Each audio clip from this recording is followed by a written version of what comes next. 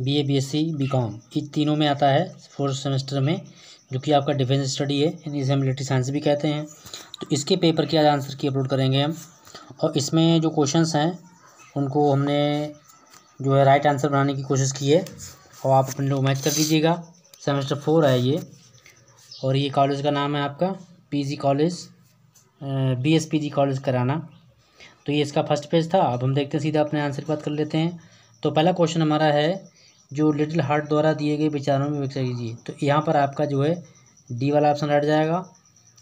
और फिर आपका है संतजू। इन्हीं संतजू के अनुसार युद्ध योजना के निर्माण में कौन सा तत्व महत्वपूर्ण नहीं होता है।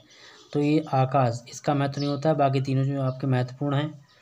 अगला क्वेश्चन आपका है, कौटिल्य के अनुसार युद्ध करने का सबसे अच्छा समय कौन सा होता है। तो इनके अनुसार जो है बरसात है, आता है बर्ड। इसमें आपका है निम्न में से कौन सी कौटिल्य की पुस्तक है। आप सब जानते होंगे, अर्थशास्त्र। C ऑप्शन राइट जाएगा। अगला क्वेश्चन आपका 5 है, क्योंकि 75 क्वेश्चन है, 75 नंबर लाने होंगे आपको। अगर आपको पासिंग मार्क चाहिए अच्छे से बढ़िया वाली, तो कम से कम 35 प्लस यानी 40 के समथिंग आप अगली मार्किंग आती है तो अच्छी परसेंटेज आपकी बन जाएगी। वीडियो को शेयर कर दीजिएगा, लाइक कर दीजिएगा, फर्स्ट टाइम चैनल पर आए तो विजिट कर दीजिएगा। 5 सेमेस्टर का सिलेबस अपलोड हो चुका है, और अन्य सब्जेक्ट के भी बहुत ज़्यादा अपलोड होंगे। तो इसका ऑप्शन आपका है C वाला, यानी सेनापतियों का कौशल और अनुभव। आगे बढ़ते हैं, A.T. मान का पूरा नाम क्या है। तो ऑप्शन B बिल्कुल राइट जाएगा, और किसी ने जिसने लगाया है वो बिल्कुल राइट ऑप्शन है ये, तो B वाला राइट है इसका। अगला क्वेश्चन नंबर 7 है। 7 में माना गया है, पूछा गया है कि फ्लोर का मानना था कि यांत्रिक युद्ध में सफलता की कुंजी क्या चीज़ है। यांत्रिक युद्ध मतलब, तो उसमें क्या है, टैंकों की क्षमता, या फिर टैंकों की गतिशीलता, टैंकों की मारक क्षमता, और इसमें आपका टैंकों का कार्यकौशल, या फिर पैदल सेना के तोप खाने का समर्थन। तो यहाँ पर जो है B वाला राइट जाएगा। अगला क्वेश्चन है, US फ्लोर सेना से सेवानिवृत्ति ली थी, कब किससे ली थी। तो इन्होंने ब्रिटिश से, ठीक है। अगला क्वेश्चन आपका है, युद्ध राज्य का बृहद कार्य है, ये निम्न में से किसका कथन है आपका। तो यहाँ पर पूछा गया है कौटिल्य है या फिर संतजू। तो ये आंसर आपका बनेगा D वाला राइट, संतजू, ठीक है। अगला क्वेश्चन आपका है क्वेश्चन नंबर 10 क्वेश्चन नंबर कह रहा है कि माओ के अनुसार निम्न में से क्या सही नहीं है। तो बाकी ये सभी ठीक हैं, लेकिन यांत्रिकरण की परिधि, ये D वाला राइट जाएगा, क्योंकि बंदूक के स्थान पर प्रचार सही है, और ये सब मतलब D वाला आपका इसमें हो जाएगा। देखते क्वेश्चन नंबर अगला देख लेते हैं फटाफट। इसमें दिया डुहेट का जन्म कब हुआ था, किस देश में हुआ था। तो B राइट है बिल्कुल, इटली में हुआ था इनका जन्म। और A.T. महान का जो जन्म है वो कब हुआ है, आइए देखते हैं इसके ऑप्शन। इसमें ऑप्शन दिया हुआ है आपका जो है राइट जाएगा C, ठीक है। जो C राइट है आपका ऑप्शन C वाला जाएगा राइट, 17 सितंबर 1841। आगे बढ़ लेते हैं फटाफट। क्लॉटिस के अनुसार युद्ध का कोहरा क्या कहलाता है। तो युद्ध का कोहरा का मतलब हो गया कि युद्ध होने से पूर्व सैनिकों में होने वाला अनिश्चितता और भ्रम की स्थिति का उत्पन्न होना। कौटिल्य किस विद्यालय के आचार्य थे, कहाँ पढ़ाते थे ये। तो ये तक्षशिला में पढ़ाया करते थे, जो कि बिहार में है। अगला देख लेते हैं क्वेश्चन फटाफट। लिखा हुआ है कि जो JFC फुलर का जन्म कब हुआ था। तो देखिए इनका जो ऑप्शन है वो राइट जा रहा है पहला, लेकिन ये गलत है। यहाँ पे चारों ऑप्शन आपके इनके रॉन्ग हैं। इनका जन्म हुआ था 1 सितंबर 1878, ठीक है। तो यहाँ पर ये इन्होंने सिर्फ 80 कर दिया है, तो ये सही है। 1 सितंबर 1878 को हुआ था इनका जन्म, ठीक है। अगला क्वेश्चन आपका है, A.T. मान के अनुसार सामुद्रिक शक्ति का महत्वपूर्ण तत्व नहीं है। जो सामुद्रिक शक्ति है उसका महत्वपूर्ण तत्व क्या नहीं है। तो इसमें जनसंख्या है, राष्ट्रीय चरित्र है, मनोबल है, आर्थिक प्रादेशिक विस्तार है। तो जो प्रादेशिक विस्तार है इसकी आवश्यकता नहीं होती है। अगला क्वेश्चन देख लेते हैं फटाफट। आपका 70 क्वेश्चन है, युद्ध एक ऐसी हिंसात्मक प्रक्रिया है जिसके द्वारा हम अपने विरोधी को अपनी इच्छा अनुसार जो है कार्य करने के लिए बाध्य करते हैं। तो ये आपका क्लाउज़विट्ज़ का जो क्वेश्चन का ऑप्शन है हो जाएगा। इनका स्टेटमेंट है द आर्ट ऑफ वार, पुस्तक किसने लिखी है। तो ये संतजू द्वारा लिखी गई है। ऑप्शन 1 राइट है, यानी कि ए। अगला क्वेश्चन आपका है कौटिल्य का अर्थशास्त्र कितने भागों में बटा हुआ है? तो कौटिल्य का जो अर्थशास्त्र है वो 15 भागों में बटा हुआ है, यानी 15 इसके अधिकरण हैं। अगला क्वेश्चन, वीडियो पसंद आए लाइक शेयर सब्सक्राइब जरूर कीजिएगा। अगला क्वेश्चन, और बेल आइकन ऑल पे प्रेस कर दें जिससे आपको निरंतर अपडेट मिल सके। 5 सेमेस्टर बहुत अब स्टार्ट हो चुका है, क्योंकि स्वास्थ्य थोड़ा अचानक खराब हो गया था, मैं इस वजह से आपको मैं ये नहीं दे पाया, गैप हो गया काफ़ी दिनों का। माओ के अनुसार गोरिल्ला युद्ध में अनुशासन का महत्व क्या है? तो ये सभी हैं, ठीक है, इनसे उपरोक्त आ जाएगा सभी, ये तीनों ही इम्पोर्टेंट हैं। अगला क्वेश्चन आपका है सैन्य विचारक मिचेल, कौन? सैन्य विचारक मिचेल का जन्म किस वर्ष हुआ था? ठीक है, तो इनका राइट आंसर आपका है 1879, 1869 में हुआ, राइट आंसर है ये। क्वेश्चन नंबर है आपका अगला,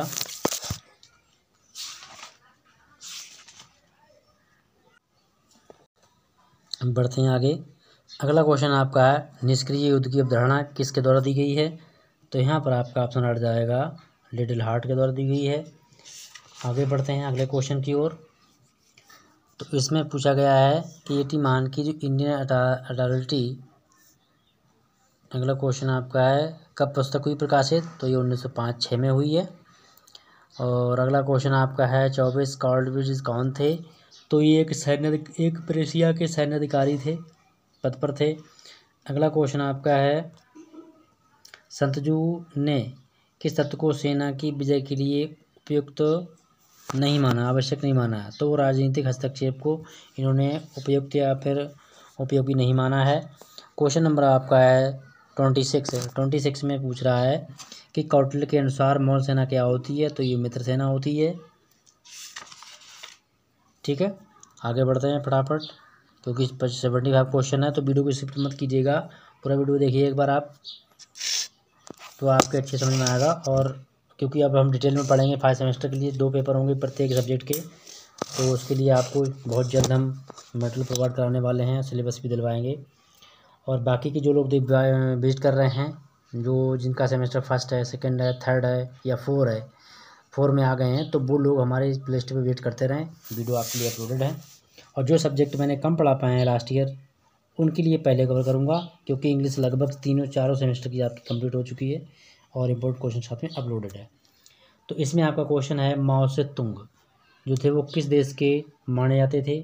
जनक। तो ये जो हैं, ये वाला ऑप्शन आपका रट जाएगा, यानी कि चाइना, मतलब कि चीन, ठीक है। ये दोनों थोड़ा सा दाब दिया है, ये चीन के थे। अगला क्वेश्चन आपका है दुनिया में सबसे तेज़ जो जेट फाइटर है वो कौन सा चलता है? तो इसमें जो है जो लेटेस्ट है वो बी ऑप्शन रट जाएगा, F-22 रैप्टर। ये दुनिया का सबसे तेज़ चलने वाला विमान है, जेट फाइटर है, यानी कि लड़ाकू विमान जिसे हम कहते हैं। अगला क्वेश्चन है the future of war, the future of war पुस्तक किसकी रचना है, किसने लिखी है? तो ये पुस्तक लिखी गई है आपकी लिटिल हार्ट के द्वारा, राइट आंसर है आपका ऑप्शन बी। क्वेश्चन नंबर हमारा 30 क्वेश्चन में पूछ रहा है कि जो 80 महान हैं वो किस देश से संबंधित थे? तो यहाँ पर आपका ऑप्शन जाएगा राइट बी, ठीक है, यहाँ पर बी जाएगा, यानी कि बी ऑप्शन आपका करेक्ट है। जो 80 महान थे वो अमेरिका से संबंधित थे। आगे बढ़ते हैं अगले क्वेश्चन की ओर, इसमें आपका 31 क्वेश्चन नंबर है। 31 में हमारा ये कह रहा है, पूछ रहा है कि कार्लटेज का जन्म कब हुआ था? तो कार्लटेज का जन्म हुआ था आपका 1780, यानी कि फर्स्ट वाला ऑप्शन आपका राइट है।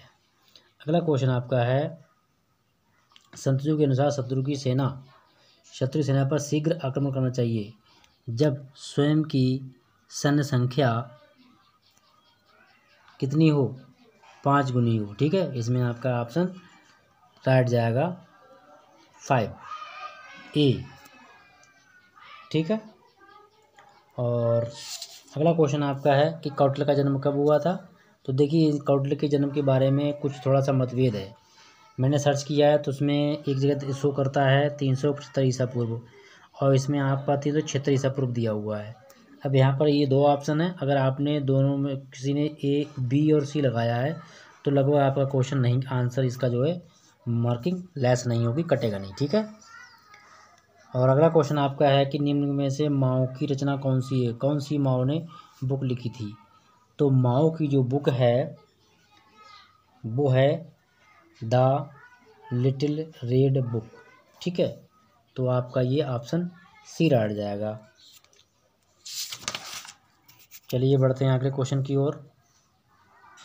35 क्वेश्चन ये कह रहा है कि भारतीय वायुसेना दिवस कब मनाया जाता है। तो भारतीय वायुसेना दिवस जो है वो आपका मनाया जाता है 8 अक्टूबर के लिए। ठीक है, सबसे पहले 1932 को मनाया गया, फिर 1933 को। इसमें वर्दी, स्मारक चिन्ह और बैज वगैरह दिए गए थे।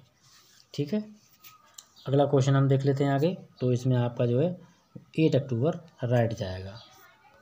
अगला क्वेश्चन आपका है कि टैंकों का प्रयोग सर्वप्रथम किया गया था सोमे के संग्राम में, द्वितीय युद्ध में, या फिर काम्बरे के युद्ध में। ये तो बात की बात है सबसे पहले, तो ये आपका सी वाला राइट जाएगा, सोमे का संग्राम। इसमें सबसे पहले टैंकों का प्रयोग किया जाता है, जिसे हम तोप कहते हैं, जिस पर टैंकों में तोप रखी होती हैं, उसके सारे सामान मटेरियल उसमें रखा हुआ होता है, लड़ाई का रसद वगैरह। तो प्रथम विश्व युद्ध के दौरान A.T. महान के सामुद्रिक विचारों ने किस देश की नौसेना में की रणनीतियों पर प्रभाव डाला। तो वो आपका ऑप्शन आ जाएगा जर्मनी। अगला क्वेश्चन आपका है क्लाउडविज का सबसे प्रसिद्ध कार्य कौन सा था। तो इसमें आपका दिया हुआ है ऑन बार। ठीक है, ये बहुत ही अच्छा इनका करेक्शन है। और आगे बढ़ते हैं, फटाफट देख लेते हैं क्वेश्चन आपके जल्दी से। शंतजू 39 क्वेश्चन है कि शंतजू ने मतलब शत्रु की कौन सी भौतिक विघटन के स्थान पर किस तत्व पर अधिक बल दिया है। तो भौतिक विघटन बात की बात है, सबसे पहले उसका खत्म करना चाहिए, हमें मानसिक विघटन तोड़ना चाहिए, जिससे कि वो अपने मानसिक संतुलन में बिगड़ जाएगा और उसे हम अच्छे जल्दी से परास्त कर सकते हैं। तो अगला क्वेश्चन आपका है किस व्यक्ति निम्न में से किसके लिए भारत का मैकियावेली कहा जाता है। ठीक है, तो मैकियावेली कहा जाता है कौटिल्य के लिए। ठीक है, इनको चाणक्य भी कहते हैं और चंद्रगुप्त की सेना में ये सेनापति थे। अगला क्वेश्चन, सांस्कृतिक क्रांति के लिए माओ ने किस समूह का गठन किया था। तो communist party, B option right जाएगा। इसमें लगभग काफ़ी क्वेश्चन राइट लगाए हैं इन्होंने, कुछ को छोड़कर। कमांड ऑफ द ईयर जो सिद्धांत है वो किसने प्रतिपादित किया है। तो ये जनरल डूहेट का है। ठीक है, ऑप्शन डी राइट जाएगा। अगला क्वेश्चन है 41 देख लेते हैं फटाफट। सॉरी 43 है, 40 तो 2 हो गया, 1 हो गया। लिखा है एक ऐसा सैन्य विचारक। ठीक है, क्या एक ऐसा सैन्य विचारक जिसका जन्म पेरिस में हुआ परंतु शिक्षा इंग्लैंड में हुई। तो ऐसे जो सैनिक अधिकारी हैं वो हैं, सी ऑप्शन रट जाएगा, लिटिल हार्ट। ठीक है, अगला क्वेश्चन आपका है कि पुस्तक the influence of the power upon history, ये जो पुस्तक है किसकी लिखी हुई है। तो ये ऑप्शन राइट लगाया है बिल्कुल इन्होंने, इसका है A.T. महान। तो क्वेश्चन आपका है क्लैटिस के अनुसार युद्ध का अंतिम लक्ष्य क्या होना चाहिए। ठीक है, तो क्या होना चाहिए, शत्रु का पूर्ण विनाश। ठीक है, और या फिर इसमें ऑप्शन दिए हुए राइट, तो शत्रु का पूर्ण विनाश। ठीक है, तभी आप विजय प्राप्त कर सकते हो, लक्ष्य को तभी प्राप्त कर सकते हो। या फिर शंतनु का मानना था कि एक अच्छा जनरल हमेशा क्या होता है, कैसा होना चाहिए, जो कि स्थिति के अनुसार कार्य करे। तो सी ऑप्शन राइट है इसमें। क्वेश्चन नंबर अगला है हमारा, अगला है कौटिल्य के अनुसार राज्य के कितने अंग होते हैं। तो कौटिल्य के अनुसार राज्य के कितने अंग होते हैं। तो अंग होते हैं राज्य के 7। ठीक है, तो पहला वाला आपका राइट है बिल्कुल, 7 अंग होते हैं। अगला क्वेश्चन आपका है माओ के अनुसार गोरिल्ला युद्ध का प्राथमिक लक्ष्य क्या होना चाहिए। तो इसमें दिया हुआ है गोरिल्ला शासन को स्थापित करना। ठीक है, अगला क्वेश्चन है, 1 मिनट, यहाँ पे आंसर ये सही नहीं लग रहा है मुझे, क्योंकि क्षेत्र को हासिल करना, दुश्मन की सेना को नष्ट करना, लोगों के दिलों को जीतना। तो यहाँ पर आपका जो ऑप्शन रहेगा कि जो युद्ध में प्राथमिक लक्ष्य क्या है, इसमें थोड़ा सा डाउट है मुझे लग रहा है। यहाँ पर क्वेश्चन रहेगा कि दुश्मन की सेना को नष्ट करना, उसके बाद ही आप वहाँ पर अपना शासन स्थापित कर सकते हैं। तो अगला क्वेश्चन आपका है 49 पूछ रहा है कि निम्न में से कौन सैन्य चिंतक अमेरिकी सेना में पायलट पर थे। तो वो थे आपके जनरल मिचेल। अगला क्वेश्चन है सेवानिवृत्ति के समय फुलर की सेना में कौन सी रैंक थी? तो किस पर थे? तो ये मेजर जनरल थे। अगला क्वेश्चन है आपका एटी महान को किस उपाधि से जाना जाता है? तो एटी महान जो है वो समुद्री सत्ता के जनक थे। इनकी जो रणनीति थी वो समुद्री सत्ता के बारे में काफ़ी फेमस थी। अगला क्वेश्चन आपका है क्लाडविज के अनुसार युद्ध में सबसे महत्वपूर्ण कारक क्या होता है? देखिए प्रौद्योगिकी, रणनीति, मनोबल सभी हैं, लेकिन सबसे ज़्यादा होता है सेना। जब सेना होगी तभी हम ये सारे काम कर सकते हैं। अगला क्वेश्चन चलते हैं, आगे बढ़ते हैं फटाफट। क्वेश्चन नंबर हमारा है 53 में है कि दुश्मन की कमजोरियों पर हमला करने के लिए शंतनु की रणनीति क्या है? तो आइए देख लेते हैं। तो इन्होंने ये सारे बताए हैं। दुश्मन के केंद्र पर हमला करना चाहिए, तो यहाँ पर आपका डी राइट जाएगा। और दिया हुआ गृहपथिक गुप्तचर कैसे रहते थे? तो ये होते थे गरीब व्यापारी के रूप में, इनका वेश था। अगला क्वेश्चन आपका है 57 माओ का मानना था कि बेहतर हथियारों के बिना भी गुरिल्ला युद्ध की वजह से सफल हो सकता है। तो गुरिल्ला सेना की वफादारी के कारण। अगला क्वेश्चन है आपका 56 में पूछ रहा है भारत का नवीनतम पीढ़ी यानी 5वीं पीढ़ी का सबसे लड़ाकू विमान कौन सा है? तो वो विमान आपका यहाँ पर आंसर पहला जाएगा अमाका। ठीक है, अमाका विमान है पहला, जो कि आपका एडवांस फीचर के साथ में है और इसको कहते हैं एडवांस मीडियम कॉम्बैक्ट एयरक्राफ्ट। ठीक है, इसकी फुल फॉर्म यही अमाका शॉर्ट में है। फिर आर्मेंट एंड हिस्ट्री जो पुस्तक है वो किसने लिखी है? तो ये जो पुस्तक है ये लिखी गई है, इसमें ऑप्शन जाएगा पहला वाला राइट, फुलर ने। ठीक है, JFC फुलर। अगला क्वेश्चन आपका है एटी महान के विचारों का प्रभाव किस क्षेत्र में देखा जा सकता है? तो एटी महान समुद्री युद्ध के बारे में फेमस थे, उसकी रणनीति के बारे में देखा जा सकता है। क्वेश्चन नंबर है 59 दिया हुआ है कि निम्न में से किसके संबंध में क्लाडविज के द्वारा के विचार प्रस्तुत नहीं किए?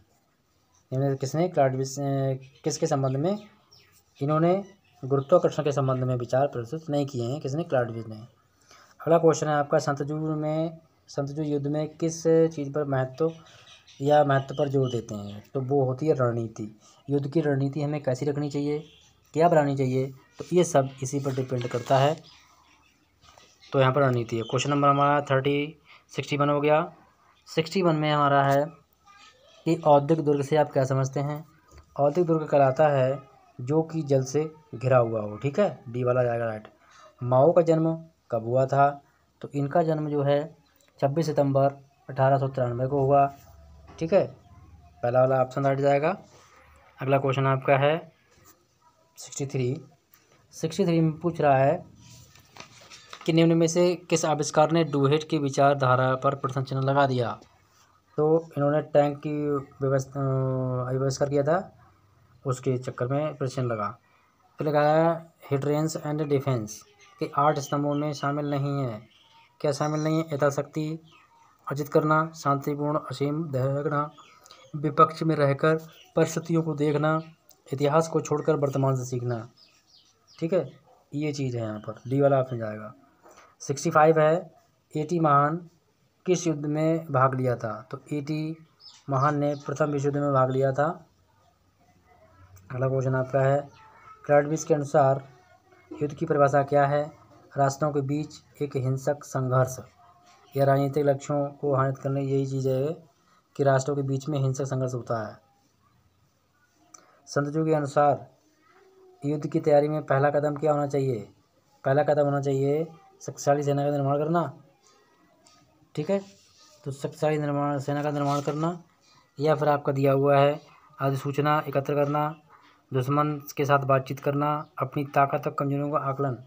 तो डी आएगा कि अपनी ताकत और कमजोरियों का सबसे पहले हमें आकलन करना चाहिए, उसके बाद उसी के अकॉर्डिंग हमें अपनी सेना का गठन करना चाहिए। अगला क्वेश्चन 68 है कौटिल्य ने सेना की तुलना किससे की है? तो राज्य की आँखों से।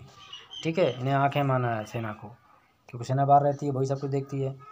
हमारी स्ट्रेटजी 10 के विरुद्ध 1